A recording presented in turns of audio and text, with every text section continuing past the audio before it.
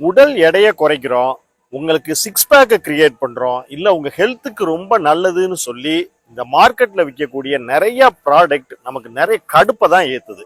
அது மாதிரி இருக்கிற ஒரு ப்ராடக்டை தான் நீங்க இப்ப பார்த்துட்டு இருக்கிறீங்க. இதுல இருக்கக்கூடிய இடுப்பை ஆட்டி மூட்டை மடக்கி செய்யக்கூடிய இந்த பயிற்சி உங்களுக்கு எந்த விதத்துல ஹெல்ப் பண்ணும் அப்படின்னு நீங்க எதிர்பார்க்குறீங்களோ அந்த விதத்துல எல்லாம் ஹெல்ப்பே பண்ணாது.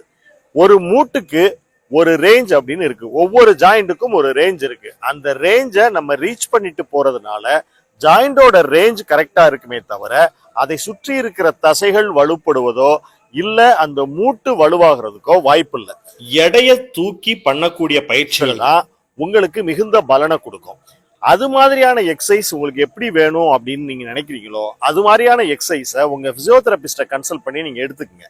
வெறுமனே நான் வீட்டுல இருந்து என் உடல் தேவைக்கான பயிற்சிகளை பண்ணிக்கிறேன்னு நினைச்சீங்கன்னா உங்க ஸ்கூல்ல உங்களுடைய பிடி மாஸ்டர் உங்களுக்கு சில எக்ஸசைஸ் டீச் பண்ணியிருப்பாங்க. அந்த எக்ஸசைஸே போதுமானது.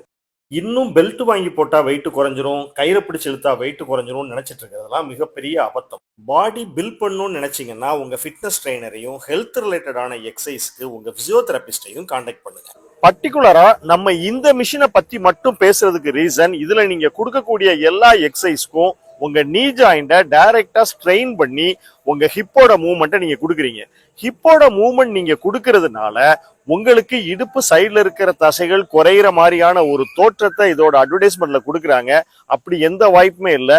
டயட்டும் கண்டினியூஸ் ஏரோபிக் எக்ஸசைஸும் மட்டும்தான் நம்ம உடல்ல ஸ்டோரா இருக்கிற கொழுப்பை குறைக்கும். இது மாதிரியான எக்யூப்மெண்ட் வாங்குறத விட்டுட்டு வீட்டை விட்டு வெளியே வந்து பயிற்சிகள் செய்ய ஆரம்பிப்போம். தேங்க்யூ.